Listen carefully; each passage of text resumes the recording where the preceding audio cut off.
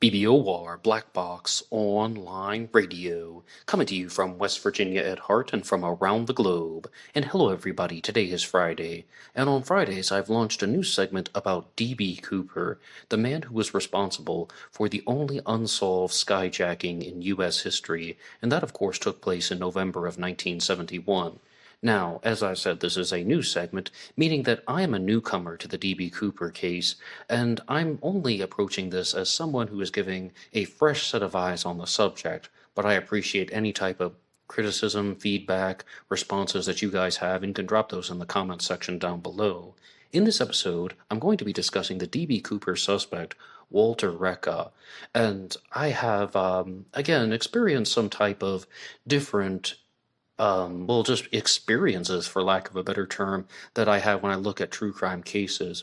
And last week on the channel, I was talking to you guys about the D.B. Cooper suspect, Joe Lakich, and I said that I was extremely conflicted. It was one sentence sounded absolutely amazing. Oh my goodness, this guy could actually be D.B. Cooper. And then the next sentence was, what? Absolutely not. You're just taking me for a ride, to use a terrible expression. But with Walter Reca, I had a very different experience.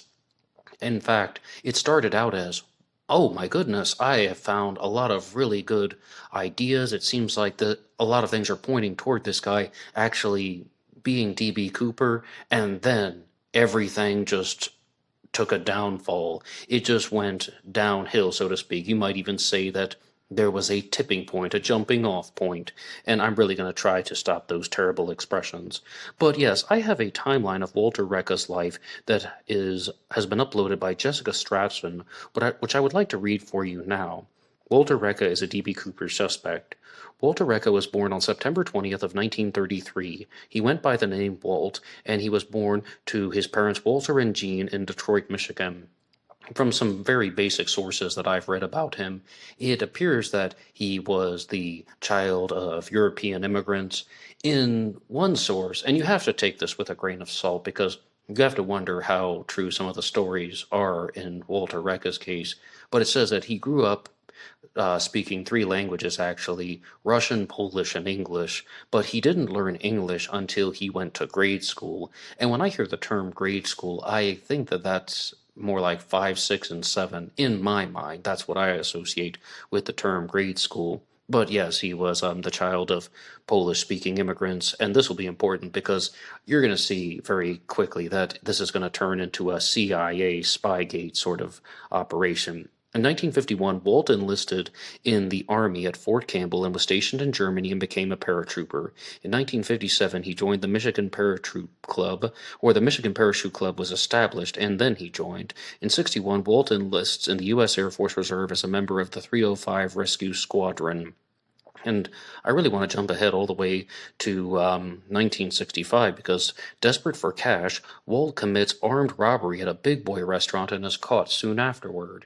Now, here's something that is different about Walter Reca compared to some other D.B. Cooper suspects. He was a real criminal.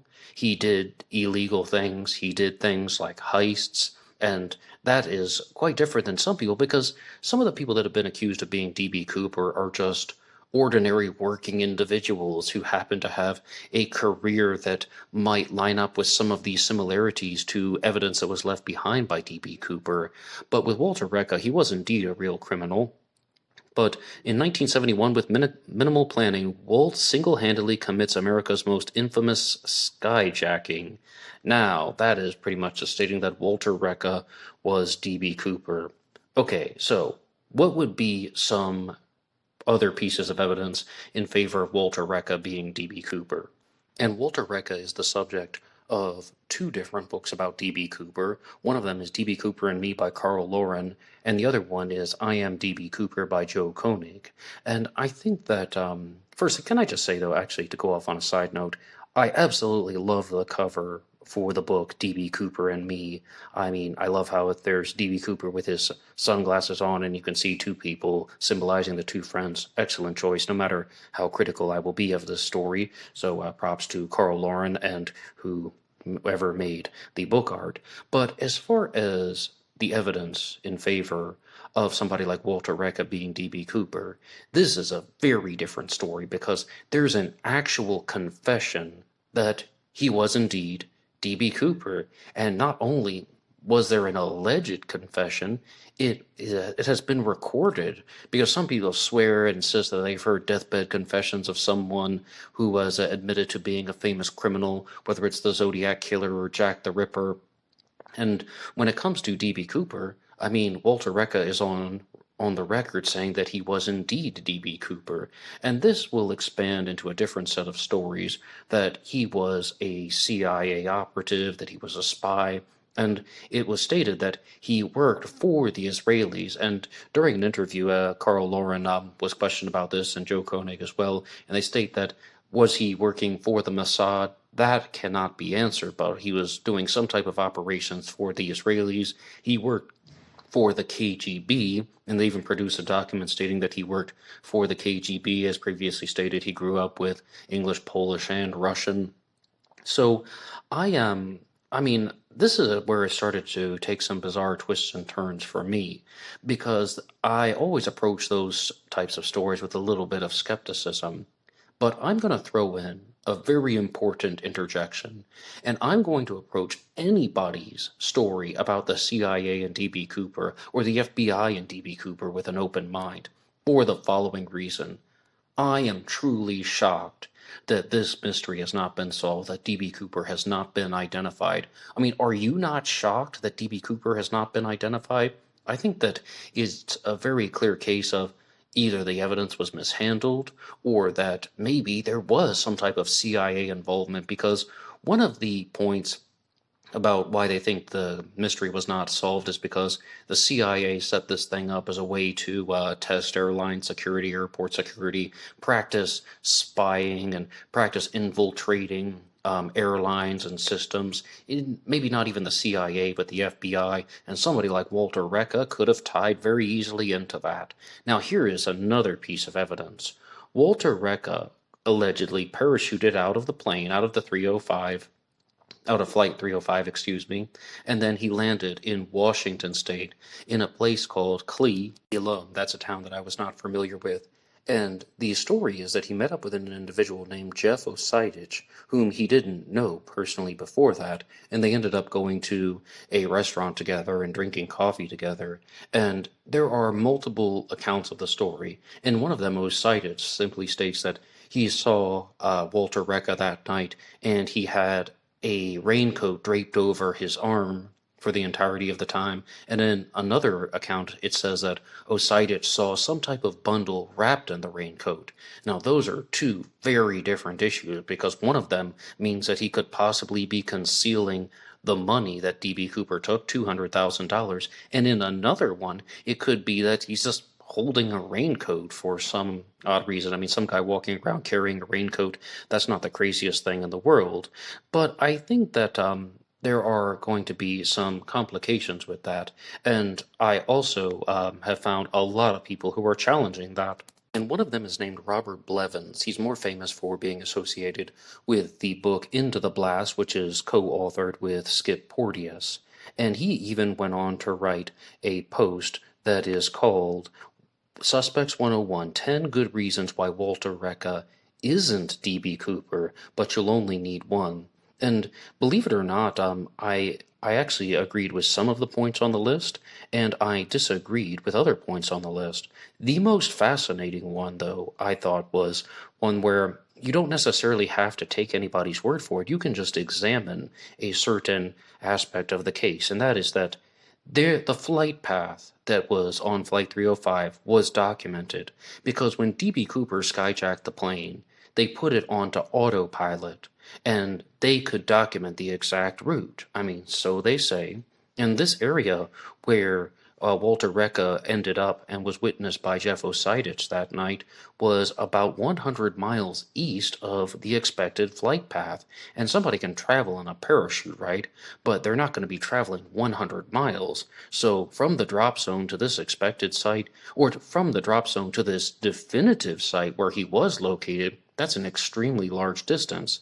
And the explanation that was provided about how Walter Reca was able to do that is simply that the FBI provided misinformation to the general public. They provided disinfo to the general public because they were part of it.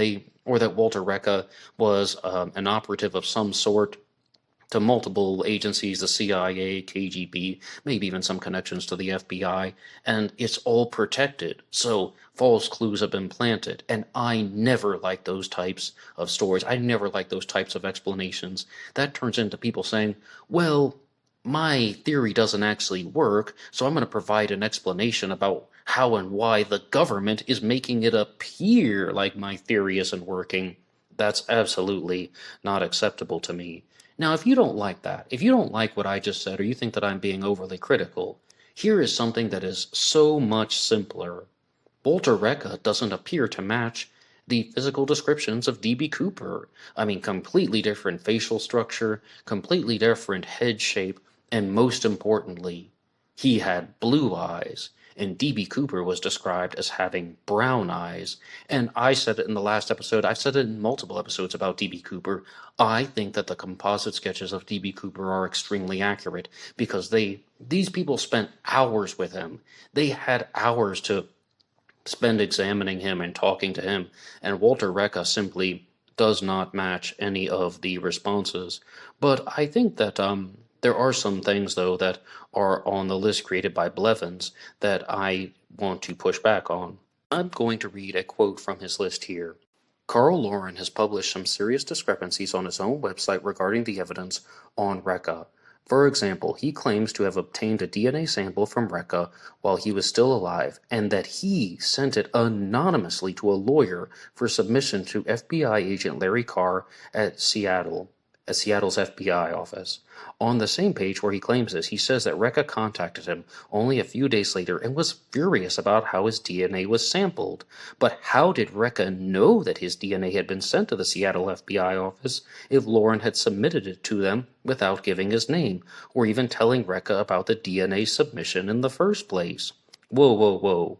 I have to challenge that because just because somebody has submitted the DNA anonymously to a lawyer to have it sent to the FBI does not mean that there is no way that this person could have found out about that, even if you go beyond the quotation and just look at this last part, that Lauren never told Walter Reca. I mean, what it sounds like from just hearing this part of the story is that he told Walter Reca about that he had sampled his DNA.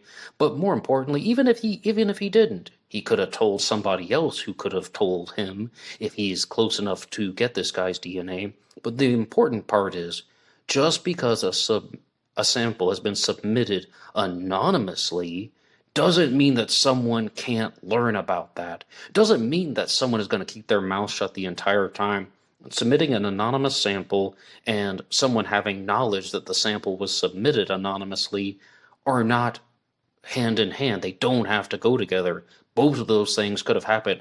I see absolutely no problem with that line of thought. And I mean, if anybody wants any clarification, I can provide more and more examples in the comments section down below. But I want to go to another point on the list that says, Carl Lauren has claimed that he knew Reca was Cooper back in 2006, 6 years prior to Walter Reca's death. He also says that he is Reca's friend. If Lauren was a real friend of Walter Reca, then why did he approach a publisher for a book deal instead of going to the FBI first for a confirmation? When Reca died in 2014, the FBI was still actively investigating the D.B. Cooper case. This looks more like a self-serving move on Lauren's part and little else. Now I have to challenge that as well because I do a segment every Monday about the Zodiac Killer called just that, Zodiac Monday, and what I've encountered is people come forward with their theories about true crime cases, and they say, okay, I want the FBI to look at my Zodiac theory and my theories involving other cases, maybe their connections, but the FBI just isn't listening. Well, what do I do? And they contemplate writing a book about it simply to get people to notice them, simply to get people to examine their theory, to get some scrutiny, because it's one of the few outlets that people actually have to share their true crime findings. And it's not always purely self-serving. I mean, some people even say that they're going to do it for free, and some people are just doing this because they don't have any other way of getting their message across. Now, I want to come to something else that I think is one where I want you guys to make the determination. One of the strikes against Walter Reca, against being a D.B. Cooper suspect, is that because he was the child of immigrants and didn't grow up with English until he went to school, he had a pronounced Eastern European accent, and no such thing was described by the witnesses when they were talking to D.B. Cooper.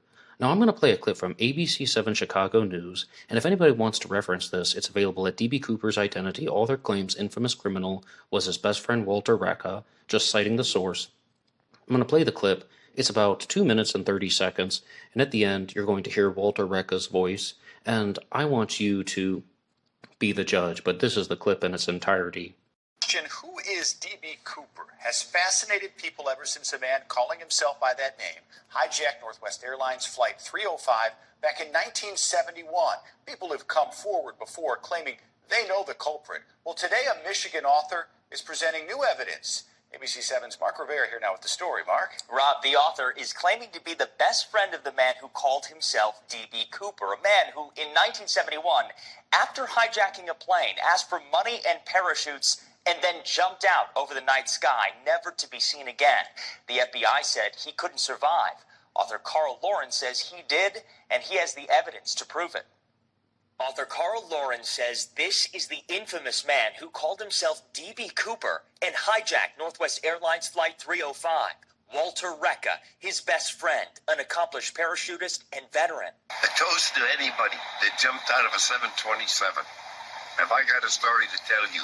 At a news conference in Grand Rapids, Michigan, Lauren and Principia Media released conversations Lauren had taped with Reca over 8 years. They allegedly detail the fateful moments of the 1971 hijacking. This is a hijack and I've got explosives. So you did hand her the note, and since she kind of put it in her pocket, like she said, I can't believe you're actually hijacking this airplane.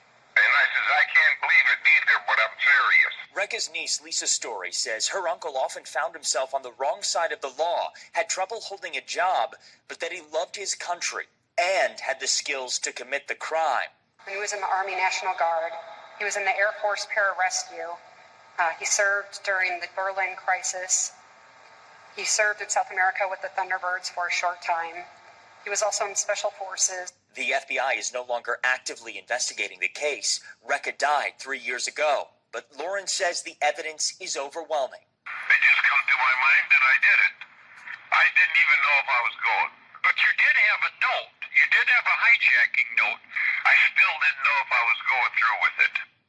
Now, Lauren's memoir is called D.B. Cooper and Me, a Criminal, a Spy, My Best Friend, and he claims to have documentation about how that $200,000 was spent and Reca's life doing cloak and dagger work for government contractors after the hijacking. I reached out to the FBI for comment, have not heard back yet. And all right, there was a whole bunch of D.B. Cooper info in that audio clip there, but the most important part for me to focus on was listening to Walter Reca's voice. You heard it with your own ears. I don't think that anybody would listen to him talking and think that he had an Eastern European accent, so I have to give a strike against that one. Now, this part here about how the money was spent, I don't believe that the money after the hijacking was spent. Now, I could be completely wrong about this, but I think that the person who did this either chose not to spend the money, or they actually had the know-how.